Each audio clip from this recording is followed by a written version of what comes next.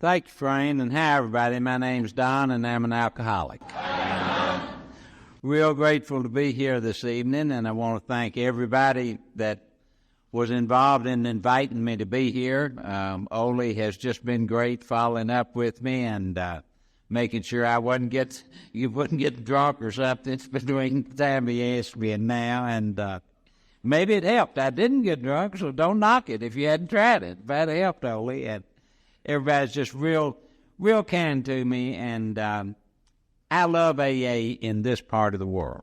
In fact, I was telling some folks, and I think we got some folks here that were over there, that just 2 weeks ago I was over in Grand Rapids, Minnesota, which after I looked at the map realized wasn't very far from here. So I hope none of you folks will get double dipped to the point that you get bored to death with me, but I love the spirit of Alcoholics Anonymous up in this area, and I just thank you for letting me be a part of your conference. And, you know, it always really does make me feel great to be invited to come somewhere to share my experience, strength, and hope.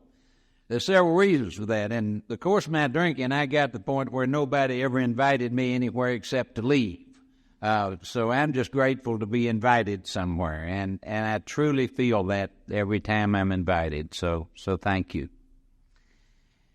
And I've had trouble with the directions all my life. You see, I've always thought I was smarter than the people that made the directions. And as a result, I've kind of had to interpret the directions.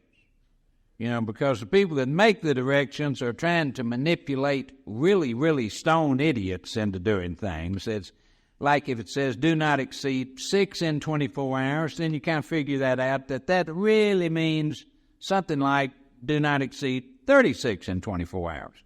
So the directions have always been a big problem with me, but if I'll let God get me out of the way, and it's going to take God to get me out of the way. I used to stand up at podiums and say, if I can get me out of the way, I'm going to do this. Tell you something, guys, if I could get me out of the way, I wouldn't need to be in Alcoholics Anonymous. Getting me out of the way literally takes divine intervention. It took divine intervention the month I got sober in April of 1981, and it takes no less divine intervention today. But if I'll let God get me out of the way, I believe the directions for what I need to do this evening are simple enough that maybe even I can follow them. The book tells me that I need to talk in a general way about what I used to be like and what happened and what I'm like now. And something else that's really gotten important to me the last few years, the book says that our personal stories tell in our own language and from our own point of view how we've been able to form a relationship with our God. And I really hope my story carries that message, because when I first started being exposed to Alcoholics Anonymous, I was literally allergic to this whole God and higher power thing. Every time it was mentioned, I guess I thought it insulted my intellect or something, that you guys would talk about such claptrap in front of a fellow like myself. And so the talk of higher power and God would run me out of the rooms of Alcoholics Anonymous. And then I'm one of the ones that's been so blessed, because I was allowed to live long enough for alcohol to keep running me back in here, because I didn't have anywhere else to go until the miracle began to happen, and I began to come to believe. So I'm absolutely convinced it's only through the grace of a loving God that I didn't even acknowledge was there as far as having anything to do with my life, that led me to you guys, and you guys took me by the hand and led me through these 12 steps that are truly our only program of recovery. And those 12 steps led me back to that loving God. And that's the reason I'm alive and here this weekend instead of rotting in a pauper's grave somewhere around Nashville, Tennessee for over 20 years. I'm not guessing at that. I know it for an absolute fact. My body grew up, at least a little bit, on a tobacco farm down in southwestern Kentucky. I live in Louisville, Kentucky now, and before I got sober, I really and truly had just a terribly interesting and romantic childhood and subsequent rise to power. In fact, you could have put me on a lie detector machine and I would have passed with flying colors when I told you the saga, and it wasn't just a story, it was a saga, about how by my iron will and my sterling intellect, I had picked myself up by the bootstraps from the depths of poverty to those staggering heights I'd reached. And I was so sincere about it that I would usually have you and me both crying before I was halfway done with it. And by the time I was sober a week, I realized that was all a bunch of crap. We weren't even poor. And I was 37 when I got sober in 81, and for 37 years I was absolutely convinced that we had been poor, and we weren't even close to poor. We were middle-class farming people that had everything we needed and a lot of the things that we wanted. And those staggering heights were a whole lot more staggering than they were high. I've had to be careful all my life, drunk and sober, not to be a legend in my own mind. You know, alcoholism is an illness of superlatives. We don't tend to think in terms of good or bad, much less ordinary. You know, ordinary never crosses our mind. But we don't even tend to think in terms of good and bad. We think in terms of best and worst. You know, just as far away from ordinary as we can get. And the truth is that my whole life, drunk and sober, I have been just a whole lot more nearly ordinary and mundane than my ego has ever been able to stand. Well, when I look back on my childhood now, the first 12 or 13 years of my life, it really seems like that all that was going on was selfishness and self-centeredness. And, you know, the book tells me that that's the root of my troubles. And my first sponsor, who was Cherry Carpenter from Nashville, Tennessee, Cherry's been dead about 12 or 13 years now, Cherry told me real early on, he said, Don, what that means is that the first thing wrong with you is that you've got a disorder of your ego. He said it's from that disorder of the ego that all the rest of it has flowed. The physical allergy to alcohol, the mental obsession with it, the physical, mental, emotional, and spiritual illness. But he said it all started, the root of it is that disordered ego.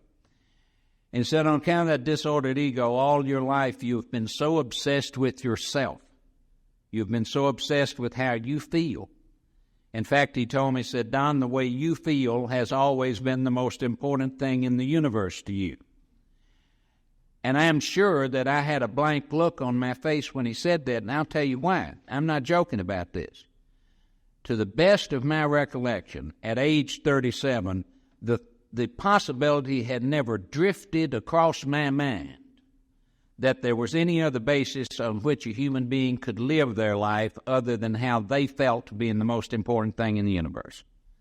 And he told me that I'd been so obsessed with how I believe I stacked up against other people, that all that obsession with myself had created so much pain and so much emptiness down inside me that I'd never been able to stand the way I felt inside without either running as hard as I could or trying to stuff something in there to make me feel good enough that I could stand it. And the first 12 or 13 years of my life were basically just keeping all of the bells ringing and the mirrors flashing and the smoke going, trying to stay a step ahead of a screaming fit and trying to keep you from seeing what was down inside me and what was missing down inside me, because I believe a part of me felt like and knew that if you saw what I was and what I wasn't, I might have to face it, and something in me just felt like the earth would swallow me up through that own emptiness in my middle if I had to face that. Another couple of things, well, I was always an egomaniac with an inferiority complex. In fact, I remain one today. Thank the good Lord, I don't have to act on it all the time, but these days. But what I mean by that is real simple. I've all my life been perfectly capable of feeling too good for something and not nearly good enough for the same thing at the same time. Too smart for something and too dumb for the same thing at the same time. The only thing that I absolutely cannot feel, again without divine intervention, is okay for anything on this earth. It's just not in me on my own without God's help to feel just okay for anything on this earth. Another couple of things about what I was like, on account of that ego disorder of mine, I don't believe that I was ever able to give any consideration to the possibility that there might be a power greater than myself that had anything to do with running my life on a daily basis. Now, I was usually all right with the proposition of some sort of, central intellect, I guess kind of like a celestial CIA or something, or a creative force. But when it got down to what I know my religious friends today call the idea of a personal God, when it got down to the possibility of a God that was more important in the actual conducting and the unfolding of every minute of every hour of every day of my life than my little old brain, my ego vetoed that big time and said, we absolutely cannot and will not consider that. And on account of that same ego disorder, I don't believe that I had any teachability or humility in my life, not one bit, until I got sober at 37. And the reason I don't believe I had any is I've never been able to remember a single time that I voluntarily followed a suggestion that anybody made about how to run my life unless I understood it and I agreed with it and I thought it would work. And not only did that sound like a good idea for 37 years, it doesn't sound bad tonight. Because after all, there's a whole lot of difference in crazy and stupid. So why in the world should I do something about my life voluntarily if I don't understand it or I don't agree with it or I don't think it'll work? When I get honest about it, it's really simple. You see, I've got a talking illness, and now my illness has been talking to me all my life. Whether you can be an alcoholic before you ever take a drink or not, I don't know, and I could care less. Before I got sober, I was so interested in all of these details because I was a victim of one of the deadliest and most pervasive myths in our society. And what that myth is that if somehow I can just figure out what's wrong with me, it magically won't be wrong anymore. Well, I probably figured it out drunk several dozen times, but didn't do anything about it, so it didn't do me a bit of good in the world to figure it out.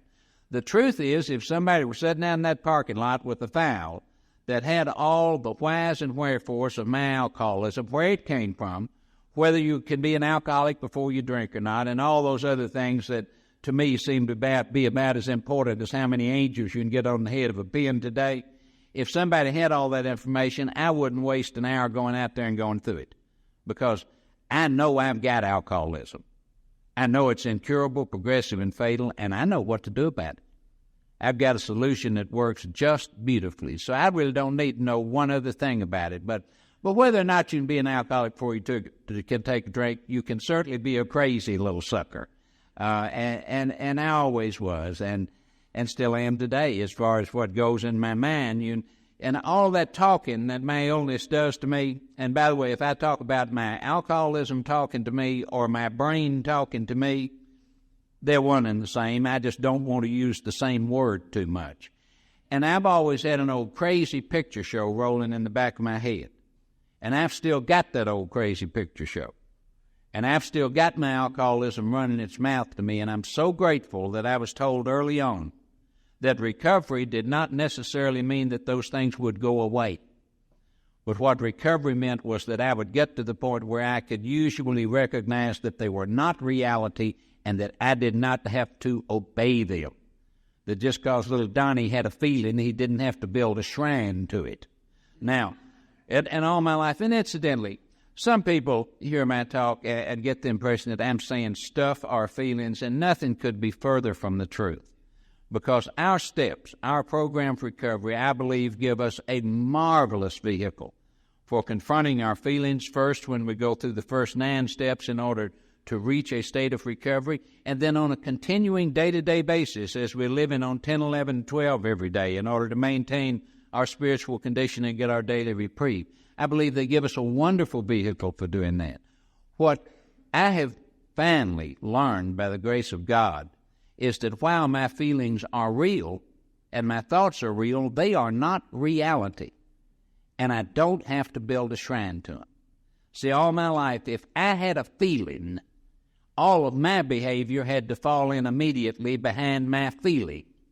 And I also went to work to get your behavior to fall in behind my feeling, because it had never occurred to me, as I said earlier, that a human being could live their life on any basis other than how they felt being the most important thing in the universe. So I'm not saying stuff the feelings, but as You'll probably hear a little more of in the next few minutes. I am saying that what works for me is my action. If I keep waiting to feel like doing the right thing, to do the right thing, and that's what I always want. I don't care what it is. If I don't feel like going to work, every fiber in my body wants to do something like get up and aggravate one of y'all on the phone and say, I don't feel like going to work. What can we do to make me feel like going to work so I can go to work? Well, I got to go to work. What difference does it make whether I feel like going to work? But see, I want to fix the feelings. I want to get that right before I take the action. And here's what I just hate. I can't stand this. Whatever it is, whether it's going to work, which I'm just using for an example, or it's making up the bed, or whatever it is that I know needs to be done and I don't feel like doing what needs to be done, the only therapy, and I want to tell you, in sobriety, I've worn sponsors out, I've prayed, I've used the steps, I've dominated discussion meetings, I have gotten outside counseling on not wanting to do the right thing, and the only therapy that has ever done any good at all on my not feeling like doing the right thing was going on doing the right thing when I didn't feel like doing it. And I just absolutely hate that. But at any rate, I kind of got on the side there that all my life, my illness has been talking to me, and I don't think it's ever tried to kill me because I don't believe my illness cares whether I'll ever die. Now, I've nearly died on account of alcoholism dozens of times, but I believe my alcoholism is a perfect sociopath. I believe it's only got one reason for existing, and that's try to get itself that next drink. And it'll tell me something that might kill me or might kill you. It'll tell me totally inconsistent lies back to back with one another without ever dropping a stitch. It doesn't care. Just slings it all up against the wall, hoping some of it'll stick. Now, if I could always recognize that that was just my illness talking to me and say, oh, I'll chuckle at that and I'll go to a meeting, or I'll give somebody a call, or I'll get down on my knees and pray or read the big book or whatever and go on about my business, that'd be fine. But you see, my alcoholism is truly a mini-splendored thing. I mean, that thing has got more heads than a hydra. And one really big part of my alcoholism is that if it's anything at all, it is an illness of perception. And what that means is real simple. That means I don't see things right. I don't hear them right. I don't always recognize them for what they are. Bottom line, if I put that ultimate veto power in the universe in my brain, which incidentally I never name the ultimate veto power in the universe because it always feels like common sense, so I name it common sense. If I put that ultimate veto power in the universe in my brain that I'm not going to do it unless I understand it, I agree with it, and I think it'll work on account of the perception part of my illness, on some day or the other, I will wind up believing one of those deadly lies that my illness is telling me, and I'll pick up a drink, and in my case, I will die. You know, not only is that ultimate veto power in the universe masquerading as common sense, all my crazy ideas do that. In the years that I've been sober, I've never had one single insane idea walk up and say, good morning, Don, how are you? I'm a crazy idea, and I'm here to try to kill you today. Because, you see, if it did that, I probably wouldn't mess with it. I'd step around it. So they all come up grinning and say, good morning, Don, how are you, buddy? I'm common sense. And they immediately start talking about how special I and all the pressures I've got on me are, and how different I am from the rest of y'all. And whatever it is that I know in my heart just exactly what I need to do or not do, you know, that little spark of the divine always knows that next stitch. We keep trying to get it to tell us the pattern so we'd start stitching, and that's where I get messed up because I can't comprehend the patterns. When I'm trying to deal with the patterns, I'm in worse shape than a chimpanzee trying to master quantum physics. I hadn't got the horses for that. But that little spark of the divine will tell me where to take that stitch if I'll listen. And when I know what the next right thing to do or not do is or isn't, and my brain is spinning around with all that fear and telling me that if I do that next right thing, I'll lose things I don't want to lose, or I won't get things I want to get. That insane idea is telling me, you know, those other people in AA, if they had the pressures on them that you've got on you, they'd do it that way too. And then it'll tell me a lot of you are probably doing it that way and just won't admit it, you know. It tells me, you know, I've got to do it that way because it's just common sense. And that's why I just can't put that veto in my brain. When I do that with what I've got wrong with me, I've put myself under death sentence. And I believe that I've made myself absolutely unteachable because I've made my brain the God of my universe. When I'm not willing to come as a little child to spiritual things and do things simply because I am obeying and doing them, I believe that with what I've got wrong with me, that I'm running the real risk of dying.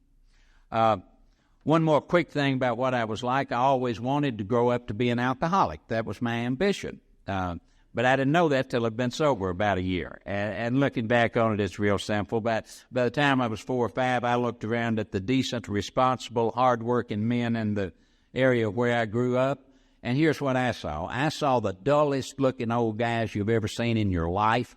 They were driving old beat-up, paid-for pickup trucks, 12 or 15 years old, and more often than not, they'd be married to a lady that did look interesting to me, even though I was a little kid.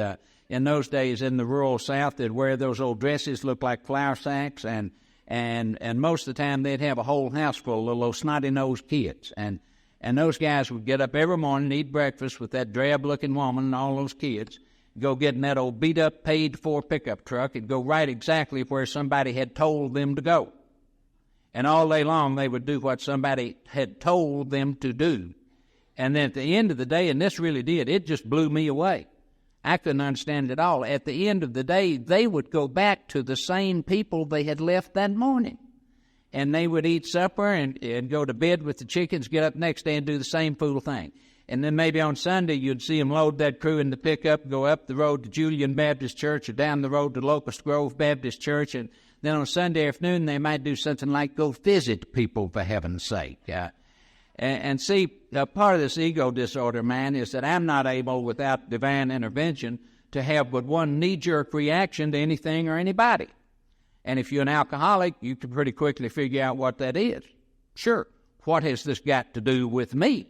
So I looked at those guys, made those observations, had the only reaction I could have, and it came to me, well, you're a little boy and they're grown men, so maybe when you grow up, some parts of your life will be something like these decent, responsible men like to have scared me to death.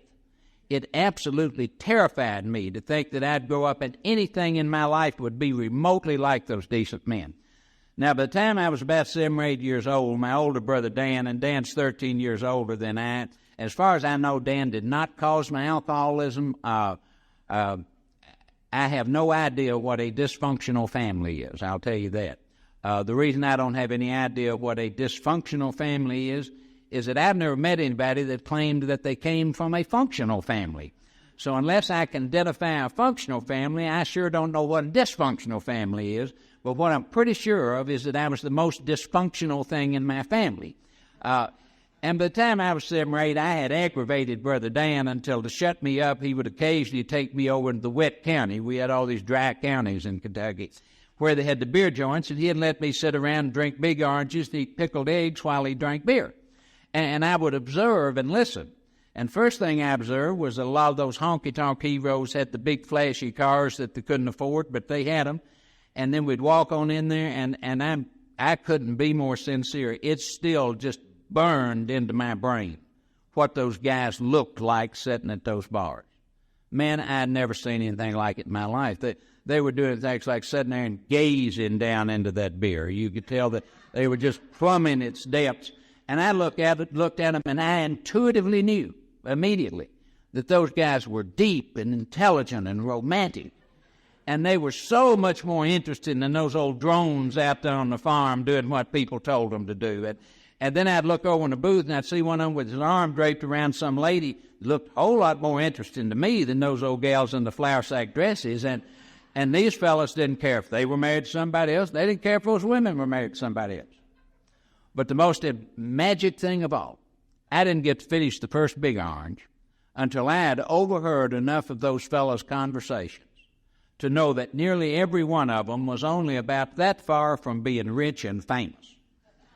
Every one of them had at least one great big deal going that was going to pop, and they were flat going to be somebody. Now, it was usually a good big deal, but not always. The important word was big.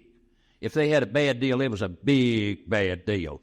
And And I was told early in sobriety, I said, Don, what's wrong with you? You got this disease, a big deal. I said, your whole life's been one big deal right after another. Good big deals and bad big deals, all stumbling, falling over one another. I said, there's no mystery to that. I said, on account of your terribly disordered ego, anything that you can imagine has got anything to do with you, you blow up into a great big deal. Same thing be happening to somebody else. Oh, that's nothing. He can handle that, But it happens to you, oh, my God. Or if you think it's happening to you. And he said, went on to say, said, you are far too sick, I'm sure, to ever get to the point where you will be able to feel this way. But he said, if you're ever going to have any comfortable sobriety, you're going to have to get to the point where you're going to have to act like you feel and believe. That any time you make a big deal out of anything, and over the next few years he got it through my head that anything includes my health, it includes my freedom, it includes my kids, it includes those things that we're pretty well in unanimous agreement are far too important to turn over to God, money and sex. It includes all of those things. That any time I make a big deal out of anything that is not God and not these 12 steps, what I'm really making a big deal out of is me. And when I do that, I'm back into ego and I'm back into alcoholism. But 50 years ago, sitting in those beer joints in Kentucky, I didn't know there was a thing wrong with big deals. And what happened is obvious. I took one good long look at self-will run riot, at total lack of consideration for other people, at total disregard for honesty on any level, and I fell in love with everything about it. From the first time I got a good look at those guys, the only true ambition I ever had was to grow up to be just like them. Look like them, sound like them, put off the very vibrations that they put off, treat people the way they talked about treating people. That was so cool. You could just listen. They didn't take anything off anybody. And I got my ambition. I just didn't know what the right name for it was. And I got drunk the first time when I was either 12 or 13. That first night I got in an awful lot of trouble. I puked, blacked out, passed out, woke up next morning, had a terrible hangover, swore all those Baptists around there were right and I would never do it again, and I was sincere.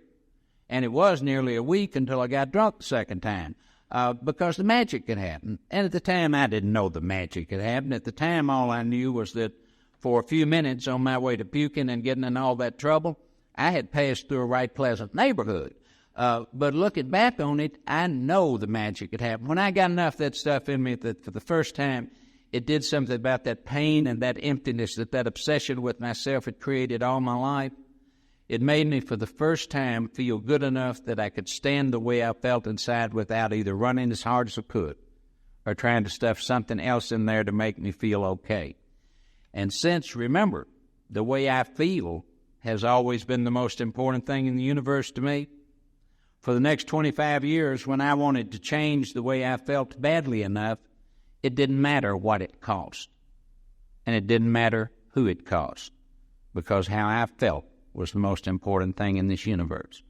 And I believe with all my heart that that's at the very core of my powerlessness over alcohol and the things like it. I'm not going to give you much of a drunkalogue tonight. I want to get on and talk about getting sober and living sober a little bit, but I'll tell you that from that first drunk until I got sober was about 25 years. And from that first drunk until I got sober, alcohol dominated everything in my life. Not just alcoholism, alcohol did. Because I was not an occasional drinker, I was not a binge drinker. For that 25 years, I'm real confident that I went to bed drunk more than 80% of the nights. Everything that happened in my life happened around alcoholism, because of alcohol, in spite of alcohol. But alcohol was the center of everything. By the time I was 15 or 16 years old, I had figured out that if you stayed close enough to me in any capacity whatsoever, for long enough, you'd wind up blowing the whistle on my drinking. You'd wind up saying, wait a minute, Don, being around you is nice in some ways, and it really does get exciting from time to time. But there's something wrong here. There's something wrong with the way you drink, and there's wrong with the way you live. And we need to look at that. We need to talk about that. And when you did, if I couldn't change your mind, you had just punched your ticket out of my life. And as a result, I really didn't have people in my life. I had positions. And whatever your position was in my life, I probably had your replacement interviewed at any time. And I'm not proud of that. I believe it's a pretty good partial description of a sociopath, and I've had to make a lot of amends based on that. But that's simply the way it was for about 25 years in my life. School for me was very easy.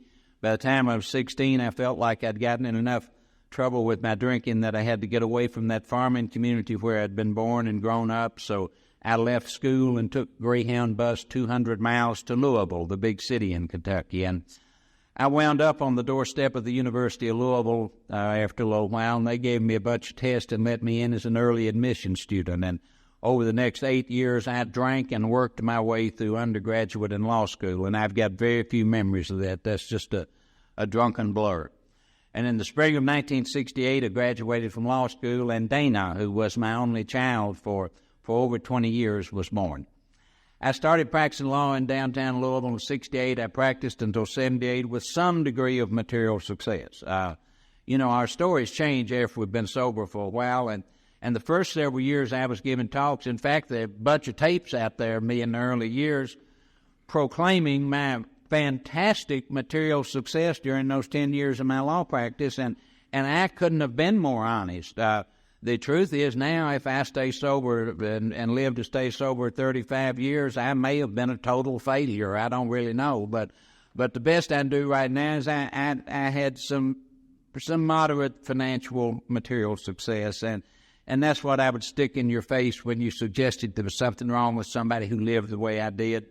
During that 10 years, easily a third of the nights in that 10 years, I made no attempt to go to bed like a normal human being. I passed out in some circumstance other than going to bed.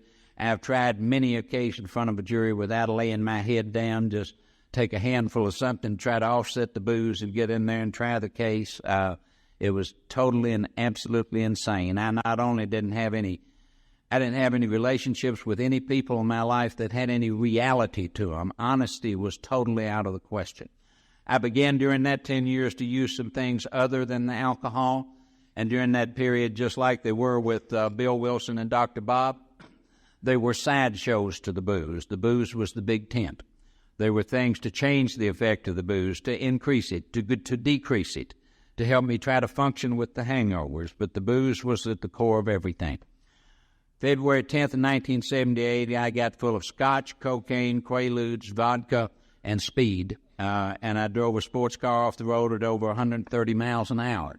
Now, since the roads were icy, that probably was not a real good judgment to be driving 130, but I drove it off the road, and I did an awful lot of bad things to my body. I broke both legs, crushed both knees, lost the main artery in one lower leg, had to do a bypass, take a vein out of the upper leg, grafted in to replace the artery, and it separated my pelvis and pulled my plumbing in two, so I didn't have a urinary function for over a year. I had what they call a suprapubic catheter, which is just a plastic tube with a flange on it, where they bore a hole in your abdomen, pop that sucker into your bladder to carry your urine out to a bag. And I was in the hospital for about 6 months of that first year, and I had a half dozen major surgeries. It was 2.5 months before they stood me up on an electric tilt table for the first time. Early on, the doctors gave me the prognosis that I would probably never walk again without at least braces on both legs and 1 or 2 canes, and that they doubted that we could find a surgeon anywhere that would ever attempt to put my plumbing back together so that I would have a urinary function. Just for the record, and purely by the grace of God, because we've already discussed the fact that it didn't have anything to do with me following directions, but just for the record, I've been sober a little over 21 years and haven't owned a brace or a cane for over 22 years. And about a year after that wreck, the head of urology down at Duke University did reconnect my plumbing and restored my urinary function. But I didn't know that was going to happen. And my reaction to that prognosis, I didn't go broke after that wreck immediately right away, because a little law firm of 7 or 8 lawyers had built up around this other guy and myself, so some money kept coming in for a while. My reaction to that prognosis is that I would lay in my hospital bed every day, not occasionally, every day. And I would have my friends bring me in booze and more dope than the doctors were giving me. And I would lay in that bed and say really intelligent things like, fellas, anybody can quit drinking when the going gets a little tough, but it takes a man to lay in there with it when the bills start coming in. And then I'd give them my talk about a man ought not be out there doing the crime if he's not prepared to do the time. And they weren't going to hear me whining and give me another drink. And that's real insanity, and it's real powerlessness. When I had that wreck, I was remarried to my daughter's mama. And just as an aside, I've been making an observation of this over the years. I believe that proves my alcoholism without further authentication, because nobody ever does that but us. Not ever. And we do it all the time. If a normie even considered going back and remarrying somebody and jumping back in a frying pan they just got out of, they'd tear the door off the asylum to protect themselves. And we do it all the time, drunk and sober. And it seems to work for us a pretty good percentage of the time. It's just a different sentence. But at any rate, really, next time you see that happen, look, and I will guarantee you that at least one, and very frequently both, is alcoholic, dope fiend, or so Al-Anon sick they cannot crawl. It just doesn't happen to normies. But at any rate, my daughter's mother understandably was very disturbed with the circumstances of the wreck, since I had another lady with me, and so we wound up divorcing shortly after the wreck, and I wound up married to the other young lady who was hurt but not as badly as I. About a year after that wreck, I made my first trip to the asylum, and I don't use that word to be cute. Bill Wilson uses that word in the big book, and my mama used that word. And by the time I made that first trip to the asylum, sometime around the first of the year of 79, I still had my braces and my crutches and my catheter bag and my tube in my belly, and the phenomenon of craving that the big book talks about. And that's a simple thing. All in the world it is the physical addiction to ethyl alcohol. That once that thing is set in, when you get some ethyl alcohol in your body, not only does your mind and your soul want another drink, body needs it. And as that thing progresses, the body begins to need it really bad. For 25 years of drinking, and I had the phenomenon of craving, first drink I ever took. To my knowledge, I have never set out intentionally to have a couple or three drinks. I have never wanted a couple or three drinks.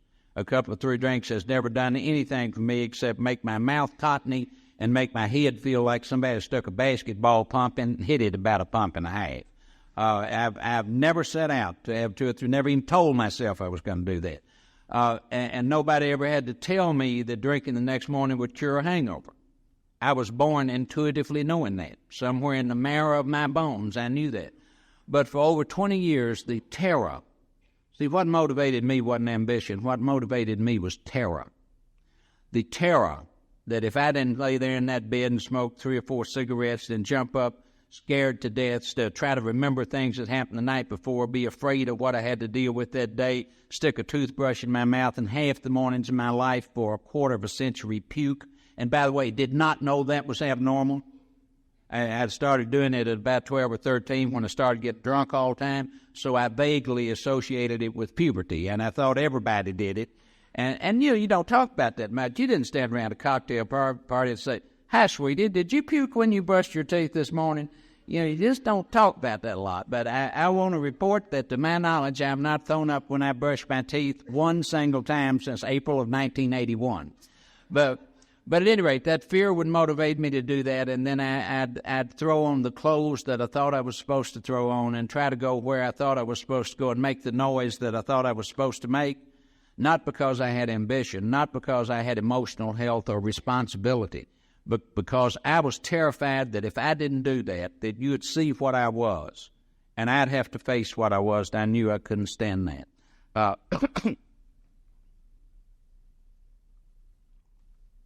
Excuse me, needed a little water there.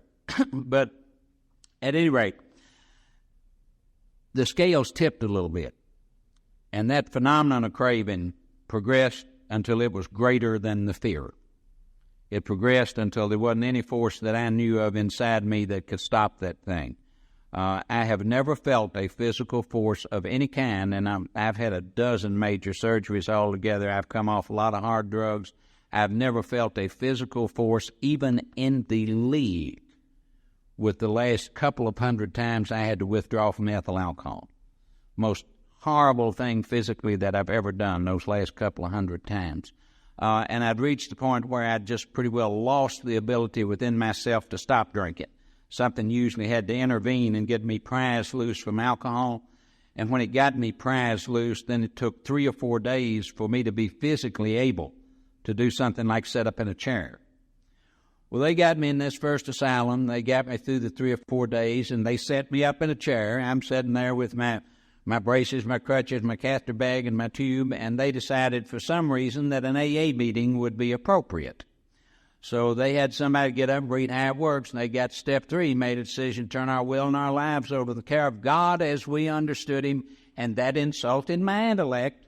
So I climbed up on my crutches and straightened up my catheter bag and said as loud as I could, "Do you mean to tell me there are people in this world who believe such crap?" Then I hobbled on over the telephone, called somebody to get me away from the religious fanatics before they somehow polluted my pristine intellect. Now, that was sometime around the first year of 79. I got sober about 2.5 years later in April of 81. I really don't remember much of that. But some things that I do know happened during that 2.5 years are that I went back to the asylum 17 more times. I became addicted to hard narcotics. I became a needle street junkie, and I'm real grateful for that, because that brought enough pressure on my law partners to cause them to kick me out of the law firm that I'd founded, and I wasn't going to hit bottom, as it turned out, as long as I had a Timex watch. I sure wasn't going to do it as long as I had a law firm. And you know, bottom used to be the most mysterious thing in the world to me, and it seemed so unfair. The first few years I was sober, you know, it's bottom. It was like we were little dry leaves out here on the wind, and if we were just real fortunate and caught a downdraft, we'd get blown to bottom. Then we could get sober and do the steps and have wonderful fellowships and get all spiritual and just have a wonderful life. But if a poor fellow caught a bad updraft, you know, and couldn't get blown to bottom, then they just had to die a mad dog death. And it just didn't seem fair. And my bottoms are a whole lot different thing today. By the way, booze and dope was my first bottom that I'm aware of. I once did a little mental calculation, figured I've hit some sort of bottom every 8.5 days since I've been sober. And my bottoms today are nothing at all like being a little dry leaf on the wind. My bottoms are about 85% a decision over which I've got a world of control. And my decisions today, and this is real important in my life, my decisions are different from my intentions. You see, my intentions do not become decisions until I am acting on them. So if I tell you, hey, I've decided to go to New York tomorrow, you say, what have you done about it, Don? I said, well, in the morning I'm gonna. Tell me, now, you hadn't decided, Don. You just got an intention. And my bottoms are always the same. They are decisions that I'll do anything. I will do absolutely anything to keep from feeling the way I've been feeling and living the way I've been living. And when I've made that decision, by definition, acting on it, I've hit bottoms. And the good news is I've got so much control for that. But at any rate, I wasn't going to hit bottom in that spot as long as I had anything. The state of Kentucky helped me out a little further by jerking my law license. My new wife had to leave me, and she was staying with some girlfriends during that period and died in an accident. I last laid eyes on my daughter in January of 1980. I didn't see or talk to her for over 3 years.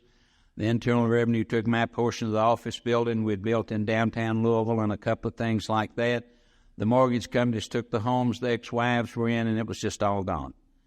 And after all the material things were gone, my daddy was on the farm in his late 80s with nothing but his Social Security, and I went and stole that to keep on drinking. And I've got a much older, badly crippled sister, and I endangered Sarah's health and her very life by using her and abusing her to keep on drinking and drugging. I used up everything and everybody. I burned all of my bridges. And for almost 1.5 years, up until the fall of 1980, I lived without an address. I lived on what I called the street and an expired Blue Cross Blue Shield card. And during that 1.5 years, I lived every day of that with the conscious conviction that I had to die of alcoholism. The way that happened seems clear to me now. You see, a good half of those places I'm calling asylums had treatment programs based on the 12 steps. And when I was able, since I had no place to go, I would sometimes go to a number of AA meetings between trips to the asylum. So I had a head full of information about AA.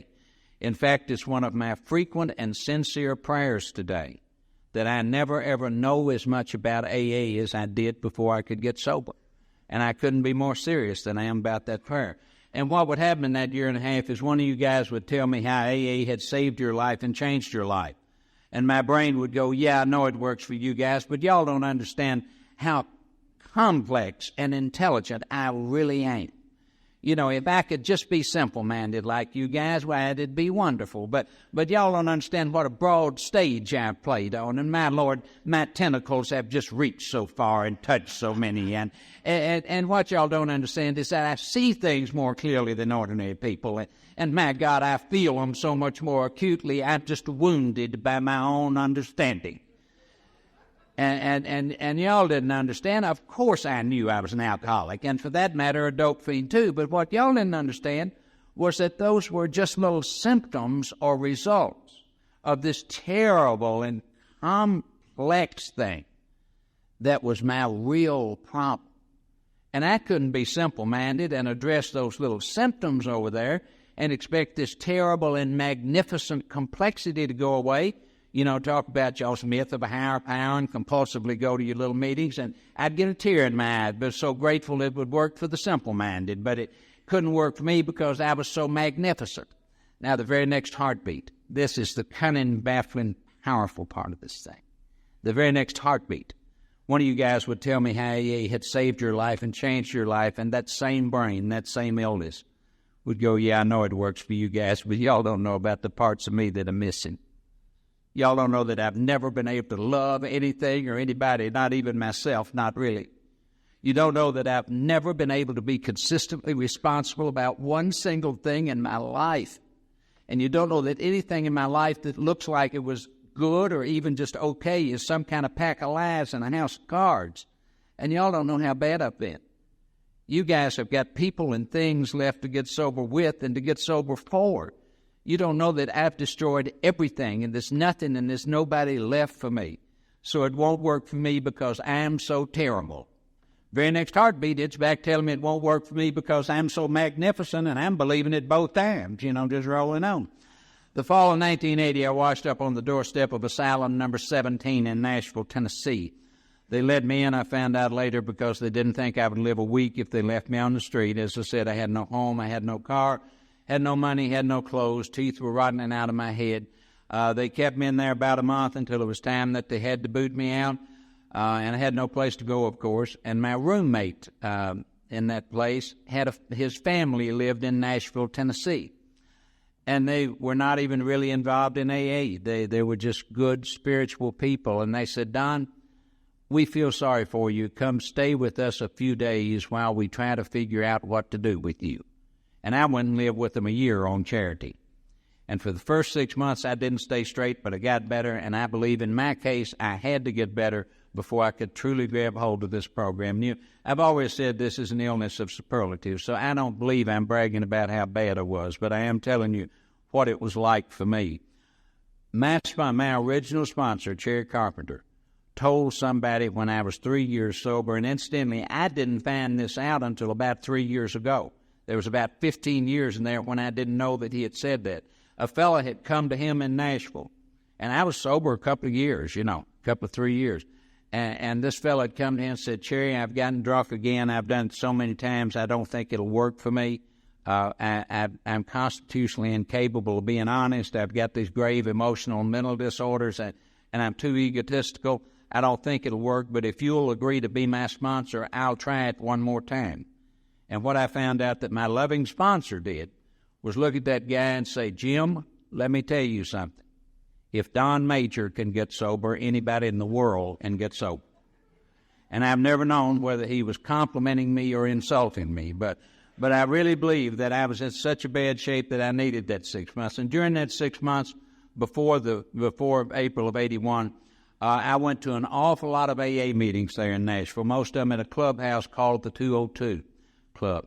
I got to where I could go 2 or 3 weeks without getting ripped, and that was a world record for me. I'd never done that in or out of an asylum since the first time I got drunk.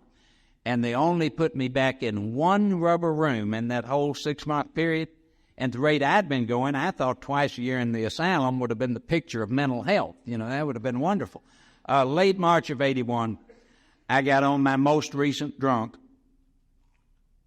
and spilled water all over everything, too. I'm getting a little better, but slowly. I got on my most recent drunk in late March of 81, and It was another one of my pop-off vodka / Listerine drunks, and I have truly drunk a barrel of both those things and have got better memories, by the way, of the Listerine than I do of that old hot pop-off. And not just because you could get it 24 hours. Of course, that was the big attraction to start with, but it actually tasted better than old hot pop-off. It gets you just as drunk. Now, if any of you all that are not done drinking, my medical friends tell me that drinking the Listerine is playing Russian roulette. And there was some regularity. It kills us when we drink it, but it did not kill me on that most recent drunk or ones before it. By the time April the 8th of 81 rolled around, I'd been drunk 10 days or 2 weeks, and I'm sitting on the edge of a bed in a motel in Nashville, Tennessee, and a loving God started giving me a whole lot of gifts.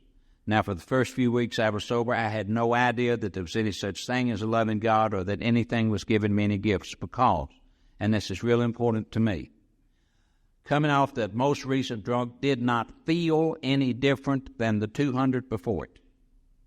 If I had kept waiting to see a burning bush, if I kept waiting to feel like AA could take care of all those magnificent, terrible things wrong with me, if I kept waiting to believe that AA could take care of all those things, to start blindly doing what you guys in this big book told me to do, I would have been rotting in that pauper's grave for over 20 years. The biggest gift that my loving God had given to me was the first tiny little bit of teachability or humility I'd ever had in my life, and I had no idea I had that gift. 3 or 4 days after that most recent drink, I was able to stumble, and I stumbled back to the door of that clubhouse in Nashville, and I didn't think they would let me in, and really they should not have let me in. Lord, I've been on the board of directors of a club at home for 15 years, and we wouldn't consider letting some clown back in ever that had did what I did. I had passed out in their AA meetings and have to be bodily carried out. Of course, it's a little different world today. If somebody passes out at the club, they call EMS and the police. They just threw me in the back of a pickup truck and went on with the meeting, and checked on me after the meeting was over. They had caught me shooting dope in their men's room, and they had warned the people they sponsored to stay away from me, that I was a loser and I was going to die. About 2 months before I got sober, I was walking through that clubhouse, a big old tall boy about 6'6", named Joe W. walked up and looked down at me and said, "Don, I'm beginning to think you really are too intelligent for this program." Now, remember, I had been around intensely for over 2 years, and I thought he was giving me a compliment. I really did. My knee-jerk reaction was, well, thank God they have finally figured out who they're dealing with here. But he went on and he said, "And you know, Don, that's a real shame because we have never had anybody too dumb for this deal. And we bury you buttholes all time." And something about this stuck inside me. It was still stuck there 2 months later when I stumbled back to that door. And I said, "Will y'all let me in?" They said, "Yeah." And I said, "Will you tell me?" They said, "Yeah, you're keeping us sober," is what they said. And I said, "Will y'all tell me one more time what I need to do if I want to live?" And they said, "Sure, Don. Don't drink, don't take dope, and go to meetings." First 60 days, I went to over 150 meetings. Now, I remember specifically that it was very clear to me that I didn't need to be going to all those meetings. And it was very clear to me that they really weren't doing a whole lot of good most of the time. And my brain was assuring me that what I really needed to do was get my head out of the sand, get my butt back to Louisville, get some money, get a law license, good-looking woman, big car, be somebody, for heaven's sake. But I'd been given that beautiful gift that I didn't know I had of being able to turn around to my brain and say, "Yeah, I know, partner, but you and I have nearly killed one another, and we don't have anything else to do except go to these dumb old meetings, even though they can't possibly take care of all this terrible and magnificent complexity that's wrong with us." And guess what? The meetings worked just as well as if I had thought they were exactly what I needed. I had it all backwards. I thought in order for AA to work, it had to feel like it was working. I thought I had to believe it would work.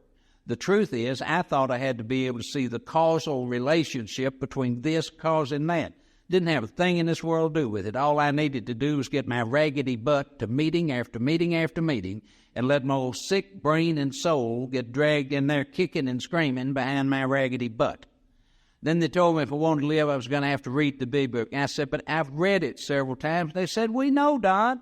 They said, "You have been criticizing the literary style and quoting it to us while you've been dying, dummy."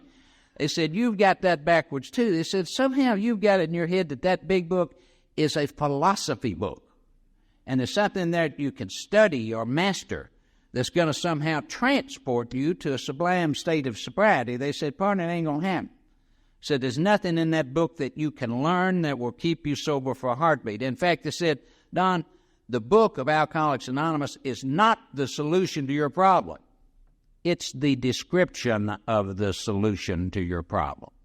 And they said, this deal of sobriety is not a learning process. They said, Don, you have known enough for a couple of years to stay sober the rest of your life, a day at a time, without learning a single other piece of information about AA. They said, what's killing you isn't what you know and don't know, dummy. What's killing you is what you're doing and not doing.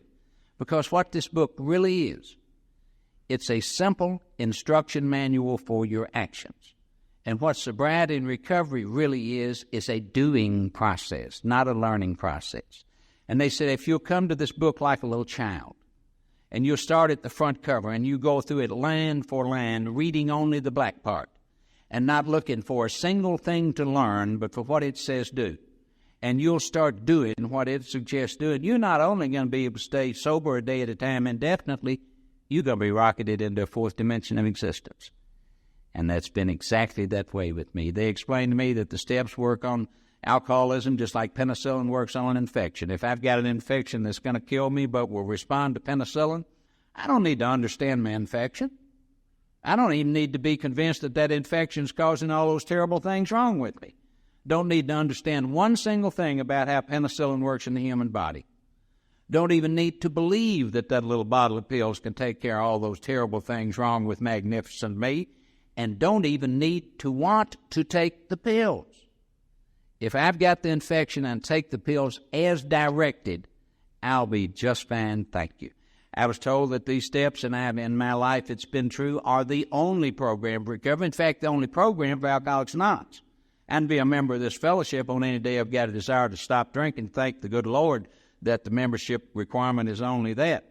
But if I latch onto this fellowship like a leech without doing these steps, I might stay dry for a week or for 30 years. But if I do it that way, I'll have absolutely no healing of what's really wrong inside. No healing of that disordered ego, of that inability to be comfortable inside myself, except just exactly as I do those first 9 steps the way the book says do them, and having done that, live on 10, 11, and 12 the way that book says do it.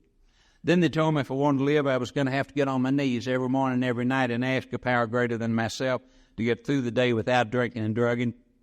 And thank that power at night, the tears came to my eyes, and I tried to explain to them that on account of the second step that I couldn't do that the second step was killing me, because it had been clear to me all along that if I was going to live, I had to somehow change what I thought, felt, and believed and make it more like what you guys thought, felt, and believed if I was going to live, and I couldn't change it. I tried every way I knew to change my insides.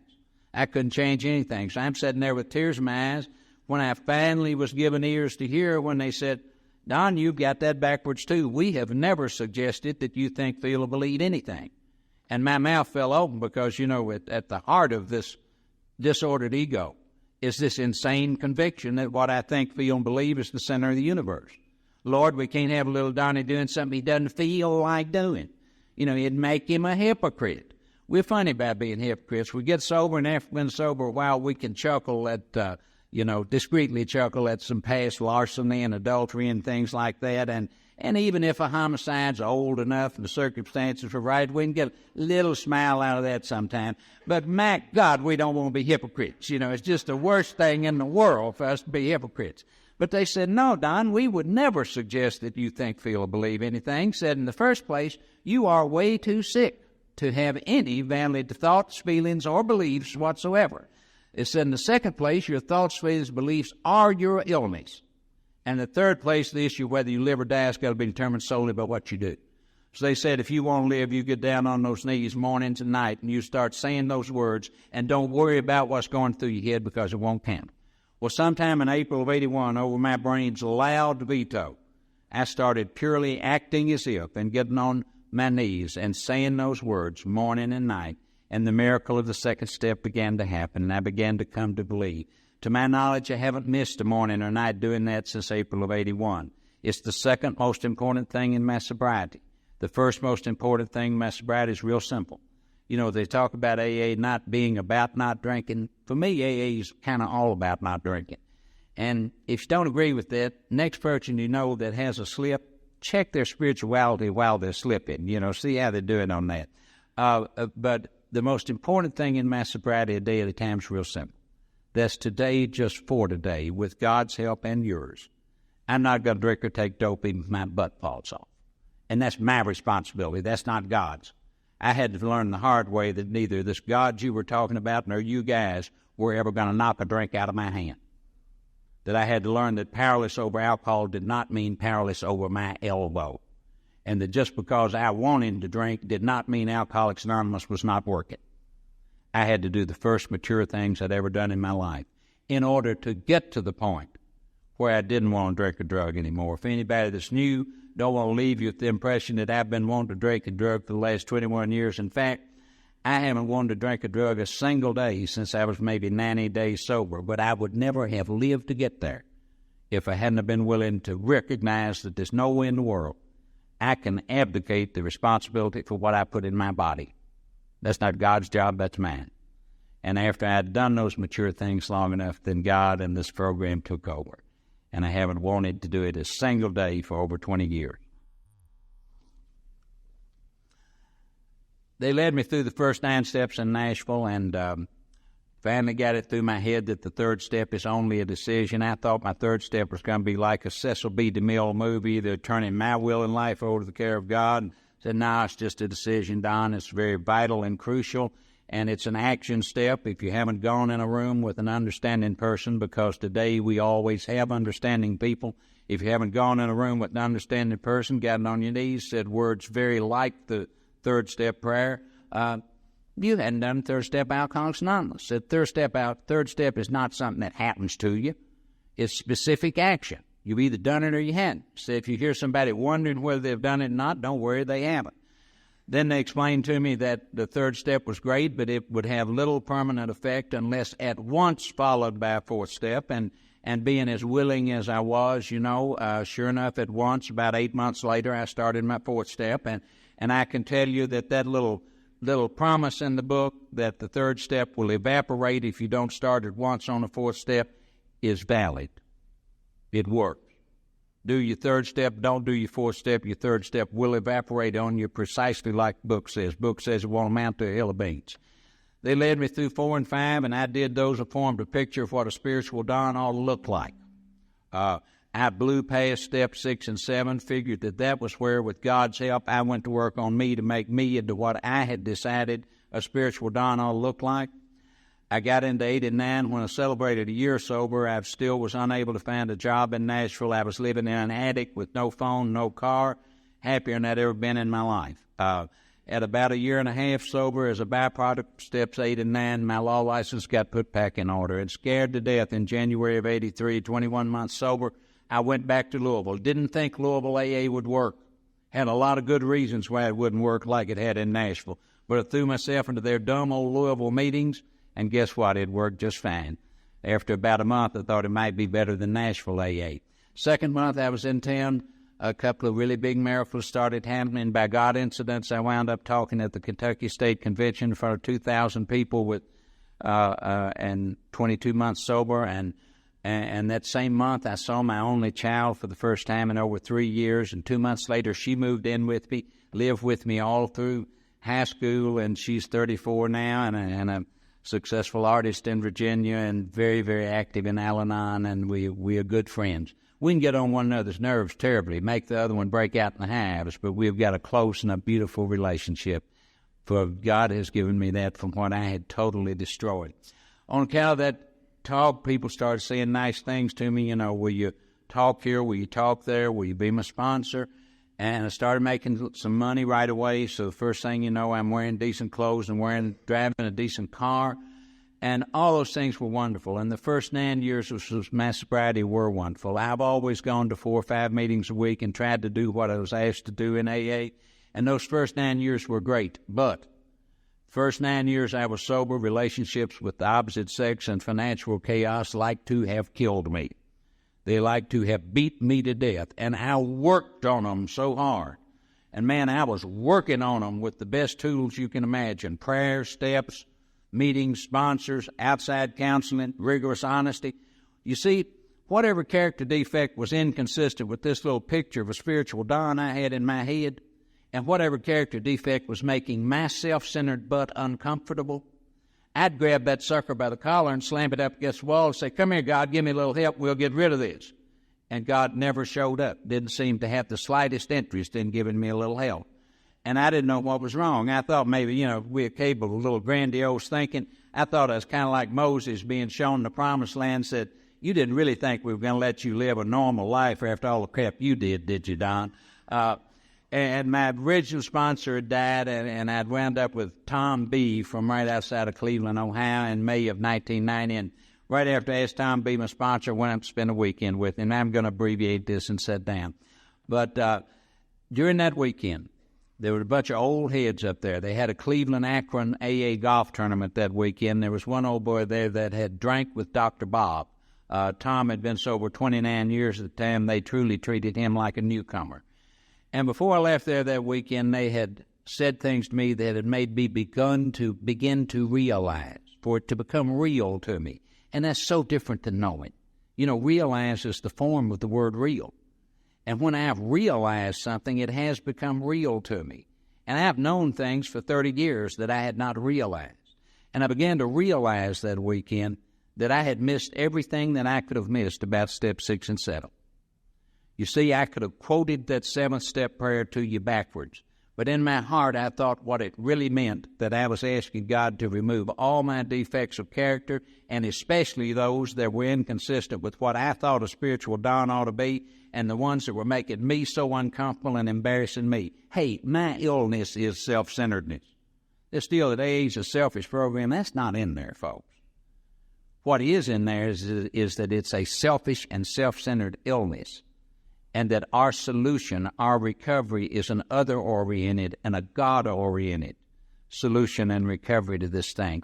And when I'm trying to treat an illness that is self-centeredness with more obsession on self, it doesn't make any difference if I'm dressing that up in psychological clothing or spiritual clothing.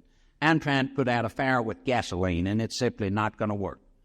So you see, I had blown past 6 and 7, thinking it was where I went to work on me to make me into what I thought I ought to be and make me comfortable. And that's not what the 7th step prayer says. It asks God to remove every defect of character that stands in the way of my usefulness to God and my fellows. And I don't have any idea which ones they are. You see, when I was praying for those character defects and working on them to be gone because they were making me uncomfortable and inconsistent with what I thought I ought to be, I might as well have been praying for a Ferrari or praying to be chairman of General Motors or Ford, because I was praying for my own selfish ends. But I couldn't see that for 9 years sober. They explained to me that if I wanted things to get better, I better go back to Louisville and understand that that prayer does not say that I ask God to help me. It asks God to remove it. 6 and 7 turned out not being where I went to work on my character defects. It wound up being where I quit working on them. And thank the good Lord, I don't have issues in my life. I've never seen a single issue look like it was really comfortably and truly resolved. So I don't have issues. I have character defects. And I found out that those character defects that I can lay at my God's feet and say, Mom, Dad, you take what you want and you leave the rest. And I'm going to concentrate real hard on trying to take that next stitch, and I'm going to quit trying to figure out the pattern. And you just tell me where to stitch. And I found out that when I came to my God as a little child and did it so imperfectly, the last 12 years, just like it's always been, my spiritual progress has been stumbling a couple of steps in the right direction, getting knocked over by self-will, getting up, starting over and say, oops, Mom, Dad, excuse me. Used to think that was an interruption of my spiritual growth. I know now that that's the only spiritual growth of which I'm capable, is that stumbling and that getting up. The way that's worked for me over the last 12 years is that if I had made a list of everything that I thought at 9 years sober was the best I could have, I would have shortchanged myself in every single area of my life. About a month after I spent that weekend in Cleveland in May of 1990, I started dating Sharon. I didn't have any agenda with Sharon. I wasn't trying to fix anything. The only trick I used on Sharon was that 11th step trick, and that'll work on anybody, anywhere. to pray to love, comfort, and understand them rather than to be loved, comforted, and understood by them. Most magical thing I've ever found in human relations of any kind. And my Sharon and I will have been married 12 years come this next December. And, you know, the psychologists say that it's not healthy not to have disagreements and arguments and that sort of thing. I want to tell you, it feels awful healthy. It feels just real healthy. I have 3 stepdaughters. My middle stepdaughter was sworn in to practice law the first day of this month. She has never had a career objective except practice with her papa. And she is now my junior partner. We are Major and Savateel. There's a line of young lawyers that want to practice cases with me for no money, just for practicing cases with me. I was run out of the Bar Association because I'd brought it into absolute disrepute of what I've done. The forgiveness of non-alcoholics is amazing. That same Bar Association has me tell my story at the State Bar Convention and gives people ethics credits for listening to it. I've been made chairman of the committee in Louisville that interviews people who want to be judges to determine, to pass over whether they're qualified or not. There's no way that I can get here from there. And that's all the result of these steps and of you folks and of my willingness to keep stumbling in the right direction as many times as I fail, getting up and keep on stumbling. And for you new folks, keep coming back. And for you older folks, let's all just keep on with those steps and keep on going, because there's more beauty in this program than any of us can imagine. I love you and thank you for having me.